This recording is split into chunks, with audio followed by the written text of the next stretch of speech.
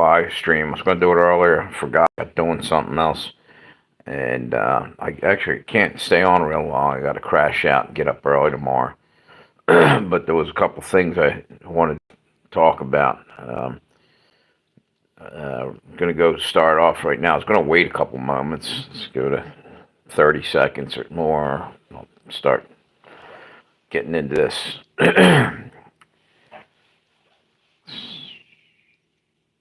All right, that's good enough. I'll just start talking. I don't want to sit here. I'm tired. So here's the deal. The FBI has put out a warning. There's something going on with possible EMP situation. They're afraid of. Another spy balloon turned up in Alaska in the ocean. A fisherman's boat found it, picked it up. I guess they contacted the FBI, and they took photos of it and sent them to them. I guess they're still out at sea. They're coming back, and the FBI is going to retrieve it. But meanwhile, evidently, it didn't completely look like something that you'd find on a balloon. They said it could have been, I guess it was a box or something. There was, what do you call that? Possible surveillance thing. But at the same moment, could be used, something on that could have been used to make an EMP, blow out our power grid. And here I'm talking about the 3 days of darkness, and I hop off of here, and more stuff's popping up about it in the news. Like I just said, a possible EMP strike from China and North Korea. But there's another thing that's happened. I don't know how many of you know about this. In the Red Sea, the Houthis that are firing missiles and drones at ships and stuff like that in the Red Sea. They're from Yemen. I think they're rebels in Yemen. They evidently, according to what the news is saying, that they have been cutting the cables going underwater. I guess they got subs or something, and they're cutting transatlantic cables or something, which would, I'm not sure if it's a transatlantic or whatever. There's underwater cables that we rely on for communications between countries. And these guys are cutting them. And they've cut a couple the other day, and they're going back for more. They're going to put us in the dark. I'm starting to more and more believe what I said is coming to pass. We're going to be in the dark multiple different ways. Maybe no internet, possibly no cell phone. And then right now, with all that, you got possible, like I said, a possible EMP earlier. I was talking about a possible EMP because there was another balloon spotted. It actually was found in the ocean off of Alaska by fishermen. And if they excuse me, if they go over our country with a high altitude balloon and have a small nuclear device, it doesn't have to be anything massive. I think it can blow out the whole entire country. It depends on where it is when it goes off, and it can shut down everything, everything. Your car wouldn't work. Everything, because it's chips and electrical equipment in your car wouldn't work. Businesses would shut down. Everything would be done. We'd be cooked. You better have a horse handy because you ain't riding or you ain't hopping in your car and going anywhere. Unless you have, of course, there is ways around an EMP, and one of the ways is, and you can actually buy this as Faraday cage or a Faraday blanket that you can put over stuff. It's basically protecting them from an electromagnetic pulse. I would suggest you can get them for phones too. As a matter of fact, I think they have Faraday bags you can slide your phone in. Probably be a good idea to have that. But here's the deal: even why even worry about the phone? Because here's the deal: if they going to blow us out like that, they'll blow out the whole system. Who are you going to talk to if only your phone, only your phone and a handful of others out there are protected like that? But anyway, do what you got to do. I just think that we're in some deep shit really soon. And it was just ironic that I hopped off and then I saw that the FBI is giving a warning about a possible EMP attack. And then I heard another thing that was kind of strange. Remember, I was talking, I don't know if you guys were on here earlier, I was talking about um, Trump possibly, it could turn out that they might install him as president. Biden is in some deep shit, whether you guys believe it or not. I think something's about to flip here. First off, I was talking about the RICO case against Trump. Probably going to get yanked off him, but then, ironically, it's going to fall down on Trump, Biden's family because they're getting investigated hard. They got all the goods on him. The son ratted the father out, and his uncle. Yeah, they're starting to squeak like rats. This is going to get crazy. And then you got Trudeau is in deep shit. I don't know if you guys saw that yesterday. They had what looked like the size of a telephone book.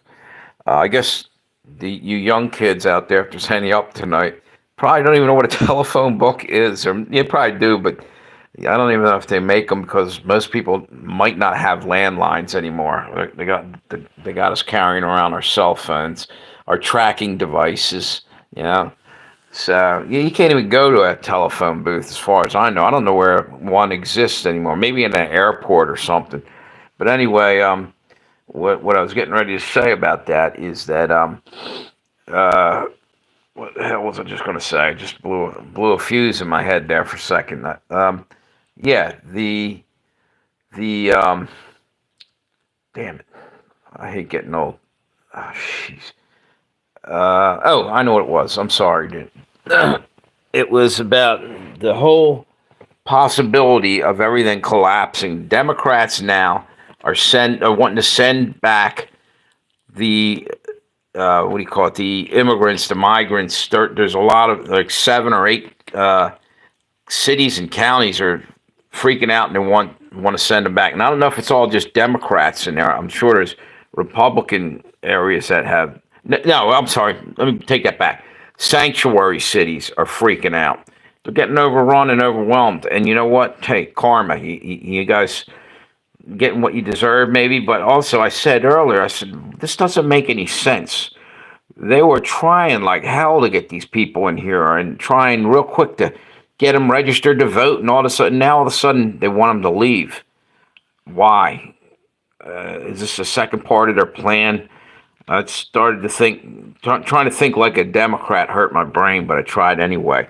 So trying to figure out why did you put all that effort to get them in here and then you're sending them home or talking about because you're getting overrun. I thought that was their game plan, but maybe not. Maybe their game plan was to get them all to get pissed off while they're here. In other words, you let the damn enemy in a sense, and it's like Trojan horse. They're sitting here and they had to spring the trap now instead of waiting and let them freak out and destroy our country from the inside.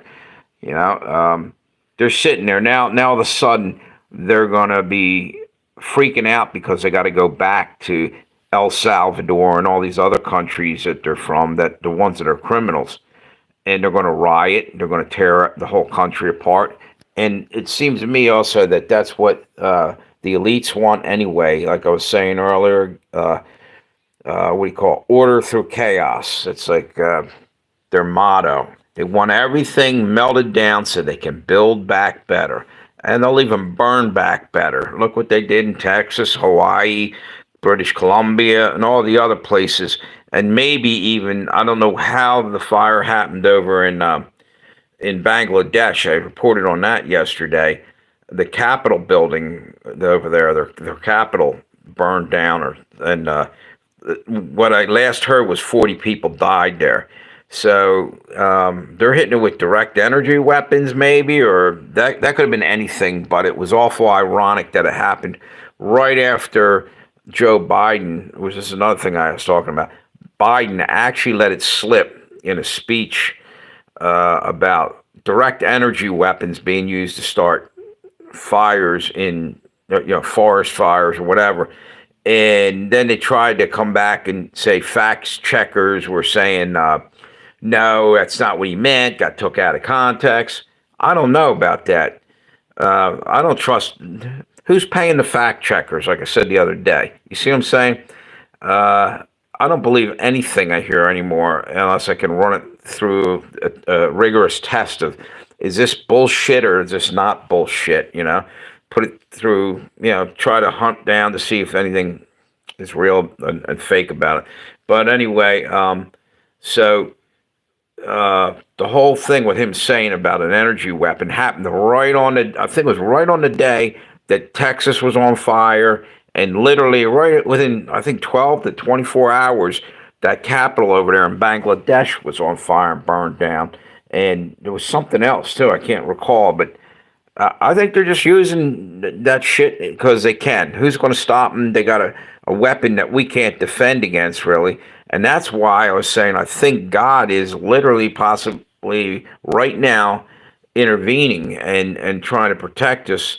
Or not trying, he is protecting us because he's the Almighty. And what I believe is that he is intervening. For instance, he brought in a ton of snow, and 12 feet of snow fell in Sierra Mountains in one day or something. It was an atmospheric river, they called it. Comes across, I guess, from the Pacific Ocean, got over the mountains, got cold, dumped 12 foot, and at the same time, 145-mile winds. That's hurricane speed and shit. That's ridiculous. Imagine the snow drifts. They must have had 30-foot. So if you have 10 or 12 feet of snow, it's probably with snow drifts 2 or 3 times more than that. I think that's either a sign or actually, I think that's probably manipulated weather, and maybe God took some of that and used it to block the fire. What's happening over in Texas, the Panhandle, because it dumped a bunch of snow over there, and it kept the fire from spreading. So there's a lot of things going on here, and I was talking about all this earlier. There's one other thing I just saw, and I'm sorry, it's getting late, and I'm trying to remember it. And I don't know that I'm going to remember. As soon as I hop off here, it'll come to me. It always does like that. But I got to get to work, so I think I'm going to call this quits. Have a great night. Say prayers, man. We're still in trouble. We're still in hot water. But things do look a little bit better. I think Trump's coming back. But who's to say Trump's really on our side? Anything can happen. But you know who is on your side? Jesus. So get right with God. Have a good night. And I'll see you guys later. Thanks for stopping by. Hit the thumbs up, please.